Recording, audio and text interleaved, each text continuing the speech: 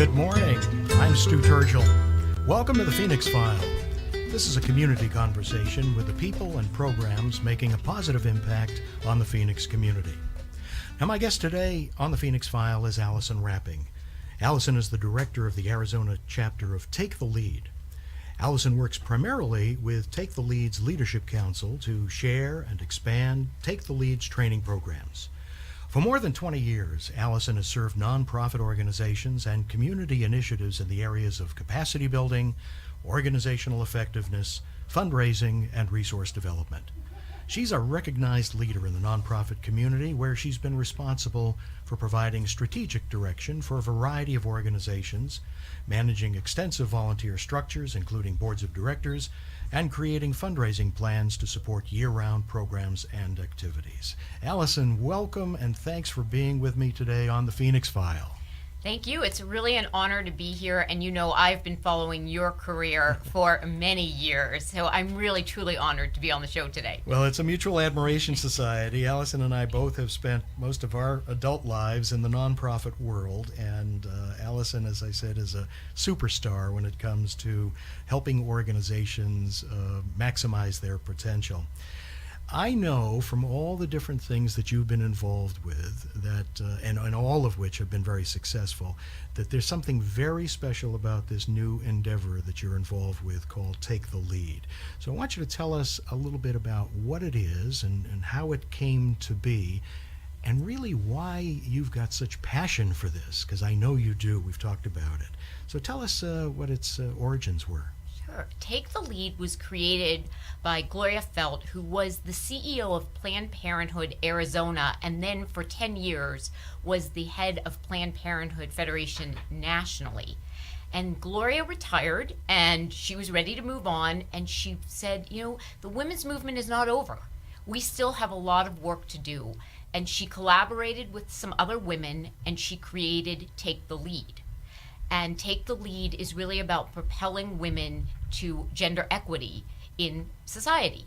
And she does advocacy, training, a ton of education. She's really a force and a national leader in this movement. And so when she asked me to get involved, it was very hard to say anything but yes. When did she start?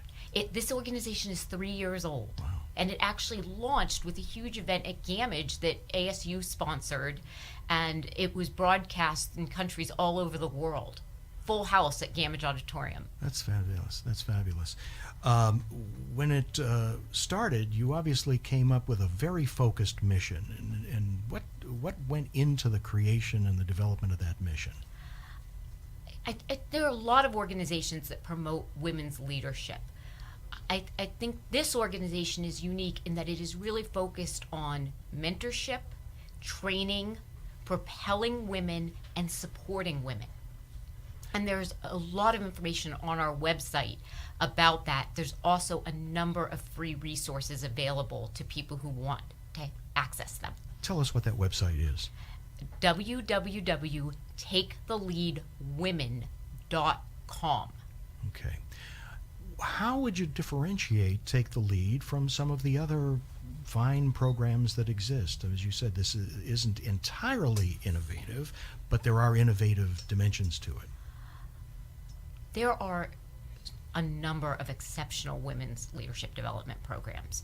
But if we look at the status of women in society today, we haven't really come a long way, baby. And why I'm so passionate about Gloria's work and Take the Lead is that she has studied this. Her work is researched. It is a combination of her research, academic rigor, and her own personal experience having built and led organizations. And she's taken all of this wisdom and created an organization to advocate for women. She's also developed a number of training programs to propel women forward. I don't want to get into a tremendous amount of data, but I'm sure there are a few data points that probably came out in her early research that helped her think that this was the right pathway on behalf of women. So are there a couple of key findings that you want to share with us? There are probably more than I can begin to mention, but let me mention one really important one. women still make 79 cents on the dollar, and women of color make less than that. And in Arizona, that discrepancy is quite great. So the need for this, the need for education, the need for mentorship, the need for training is critical right now. So this is not only about gender equality. Of course, it's mainly focused on gender equality, but there's an economic dimension to it. There are lots of glass ceilings. We've been hearing a lot about glass ceilings. There are a lot of glass ceilings that I suspect you all believe, and we all should agree with, need to be shattered, and not just in the area of trying to deal with that 79 cents on the dollar, which is a travesty. And even if we take it broader, when women make equal pay, everybody benefits. Men benefit, children benefit, and communities benefit. This isn't just a woman's issue. This is an everyone issue, and this is a societal issue. You have developed a program locally, as I guess you call it, your inaugural program, that is absolutely incredible. And I want to spend some time talking about that and understanding it better. And it's called 50 Women Can Change the World. So let me ask you to help our listeners understand what 50 Women Can Change the World is all about. Yeah, so you realize I'm jumping out of my seat with excitement about this program. 50 Women Can Change the World is a women's leadership program for women in the nonprofit sector who want to have their career be about making the world a better place. The organization and Gloria tirelessly went to get funded for this. And American Express, and I don't know if people are really aware of this, but American Express has funded some outstanding nonprofit leadership programs. And they gave the original seed grant. And then corporations in Arizona, APS, SRP, Freeport, Copper Point, Vein Care of Arizona, Front Doors Magazine, and then a couple of organizations in New York, the Feinberg Foundation, gave the rest of the money, and we were able to launch a leadership development program for 50 women in the community. Okay, we're going to get into exactly what the details of the program are, because I want to hear more about that. But first, I want to remind our listeners that one way that you can support Radio Phoenix is by becoming one of our sustaining members. For $35 per year, members receive discounts, savings, and other benefits provided by our membership program partners. And don't forget, the membership fee is tax deductible. For more information or to sign up, you can call 480-829-5746, or you can go online to radiophoenix.org. Click on the Donate tab at the top, and remember that today we have a special on membership, and today only it is at $30. So it's a wonderful deal. Lots of benefits to our listeners for becoming a member of Radio Phoenix. So today would be an excellent day to go to your computer, sign up, click that donate button, and sign up to become a member of Radio Phoenix. We thank you for your generous support of community radio. And now let's get back and find out a little bit more about 50 Women Can Change the World, the inaugural program of Take the Lead with my guest, Alison Rapping. Okay, first let me know as soon as this is over, I will be making my contribution to you. Okay. So thanks for the plug. Good. 50 Women Can Change the World is an intensive 5-month leadership development program that really focuses on women leadership. So it is for individuals. It really is to help you create your own leadership development plan and your career path for your future. And as a result, we will be helping nonprofits support their organizations, collaborate with others, demystify silos, and build a stronger Arizona. Is it unique to Phoenix, 50 Women? 50 Women is launching in Maricopa County, so we are the first pilot for this program, but I doubt we will be the last. The goal is to have this as a replicable and scalable program that can go nationwide. We also have an unbelievable training team that I'm referring to as our faculty, which is made up of some extraordinary women in Arizona who are complementing Gloria on doing the 5-month training. And one of them is Lily DeBlue, who is the superintendent of the Pendergrass School District. Felicia Davis, who, if you hear Felicia, she is an extraordinary personal branding expert. And Josie Borman, who is an educator and an evaluation and research expert. So this is very curriculum-based. It's very curriculum-based, and it's also very experiential. Our goal is to give people a very depthful curriculum and to also build a network of women who are there for each other, that are a community, that are going to be hopefully together and have colleagues and friendships that last long after the program is over. We're going to talk a little bit about who the participants are, not necessarily by name, but if you can help us understand, and you've got the full 50, right? We are full, but we have just But about... wait, there's more. Yes, there's more. And this is probably the most important thing that comes out of this interview today, is we do have spots still available. So you can go more than 50. We can go a few more than 50, at least 5. So we are now opening up 5 additional slots. So it's 50 plus women who can change the world, maybe. 50 plus 5. And any woman who is employed by the nonprofit sector or in municipal government that supports the nonprofit sector as their primary role can apply for this program. And I want to say, please don't be intimidated to apply. If you have a passion for leadership and you are a woman and you want this to be your career path, you see yourself doing this for the next 3 to 5 years, please go to the website or just Google 50 Women Can Change the World, download the application, and contact me. I would love to talk to any interested candidate. And we still have 2 more weeks, 5 more spots. Okay, we're going to come back and talk a little bit more about that. We're going to take a short break, and then I'll continue my conversation with Alison Rapping. You're listening to The Phoenix File. I'm Stu Turgel, and this is Radio Phoenix.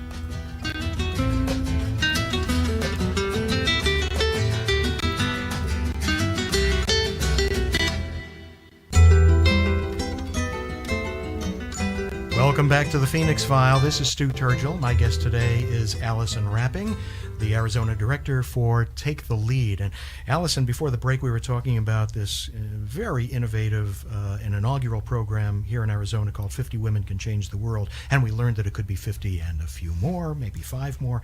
Tell us a little bit more about what it takes in terms of a commitment from each individual woman who participates in this program. I know that there's a cost and there's a time commitment, so talk a little bit about that. What can they expect? Well, what they can expect is to be part of a really extraordinary program led by women who truly care.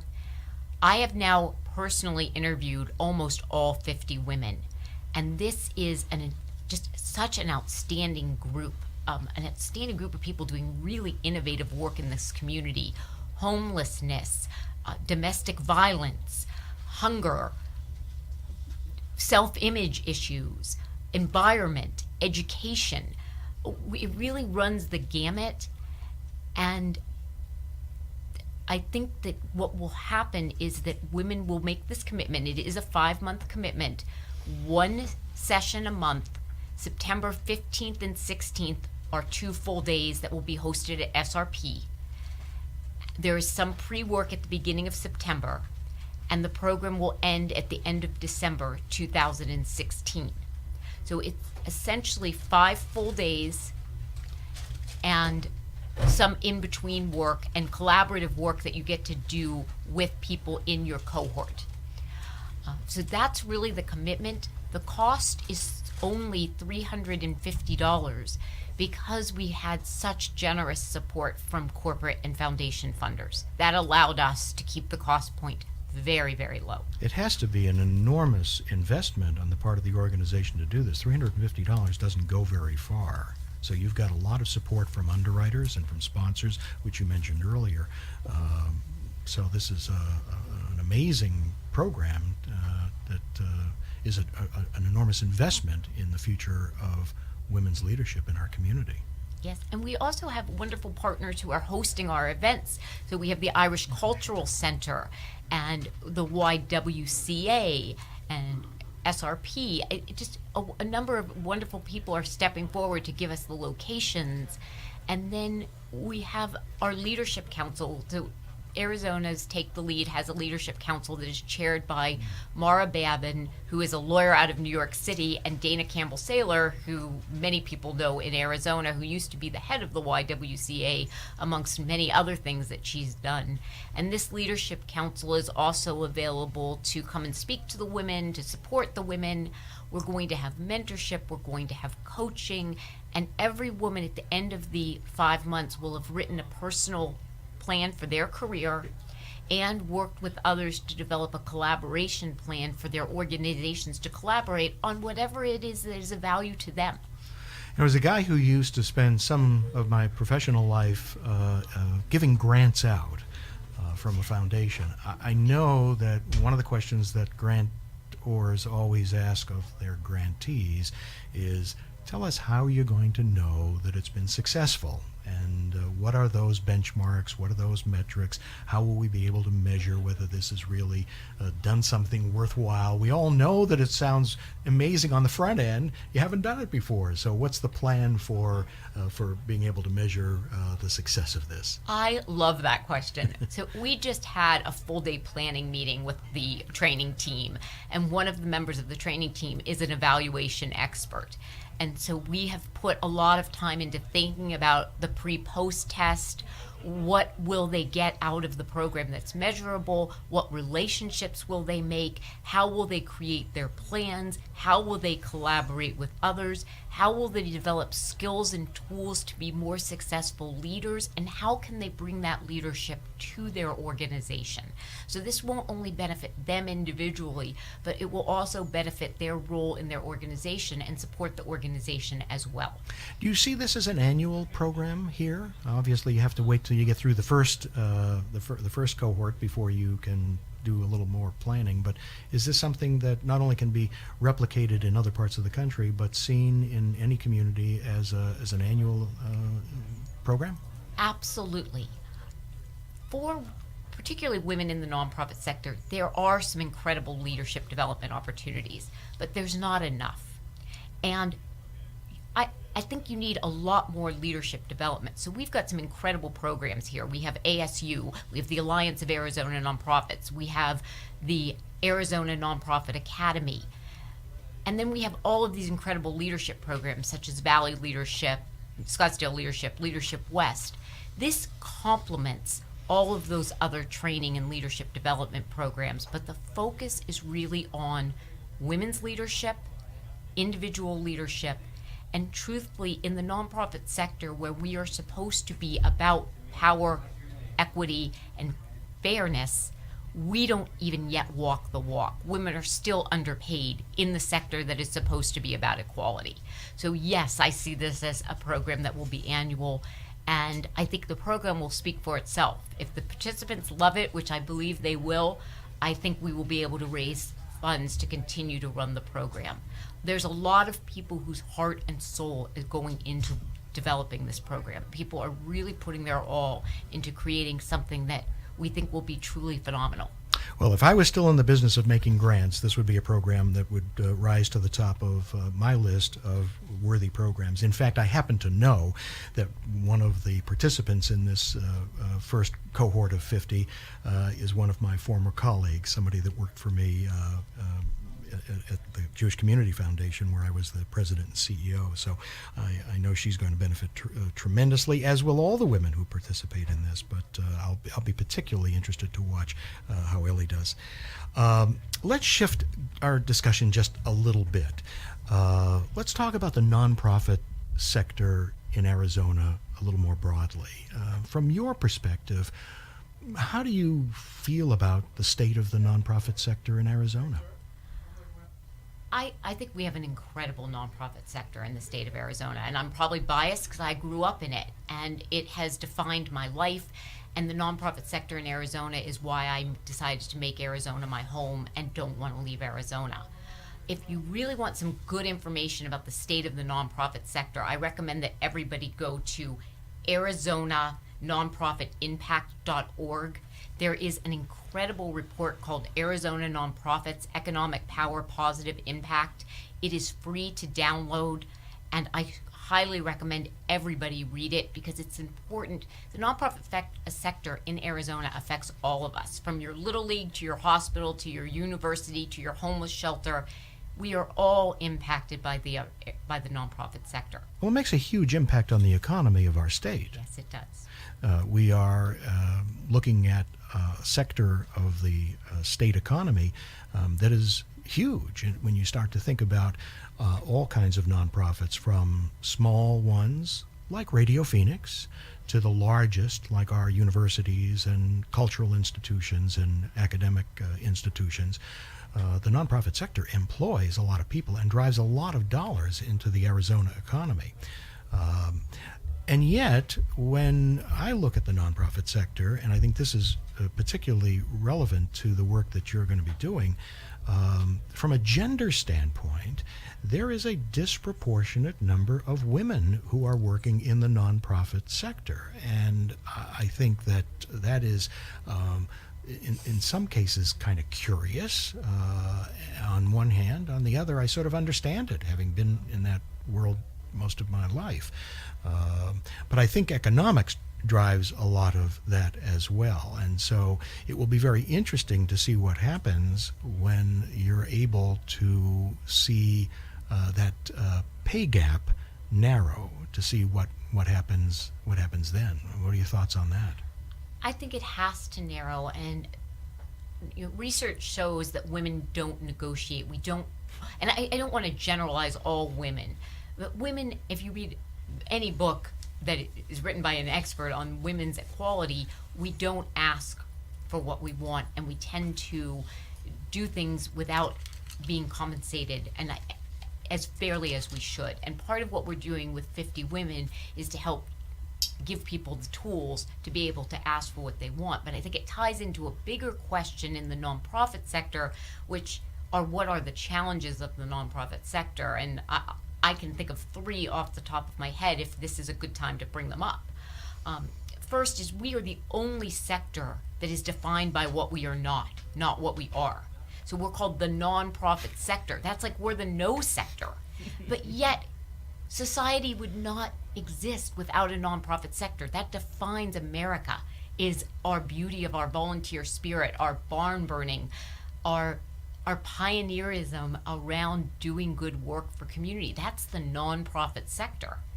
The second challenge is raising money is hard. And the way we set nonprofits up is to constantly be going out asking people for money year after year, and we don't expect for-profit organizations to be capitalized the way we expect nonprofits to be capitalized. And I think we've got to rethink this in some way. And then the third, and this is so critical, again, tying back to 50 Women, is we're a very siloed sector. And so I always ask boards, why not have your board of directors meeting in partnership with a cocktail party or a mocktail party with 3 other boards that do the same type of work that you do? Because we are very siloed, and we need to come together because we are not about making widgets. We're about transforming communities. I'm jazzed. I'm very excited to hear about Take the Lead and to hear particularly about the 50 Women Project, because, and I'm going to follow it closely, and I hope you and I will have a chance to check in with one another as it goes along, because I'd like to have you back on this show to check in a little bit later and see how it's going. We have a very short amount of time left, but one thing that I want to give you a chance to talk about very briefly is, I know you and I have talked a little bit about the demographics of our community, and one of the challenges of trying to find ways of increasing community engagement more broadly. And with a very limited amount of time left, do you want to say something briefly about that? Well, there are so many things I could say, but very quickly I would say if you want to get involved in the community and you're not quite sure what to do, I am a founder of an organization called Hands on Greater Phoenix. That organization has my heart. It is led by a woman named Rhonda Oliver, who is outstanding. And if you want to get involved, look up handsongreaterphoenix.org.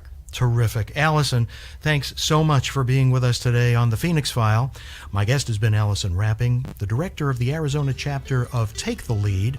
For Radio Phoenix, this is Stu Turgel.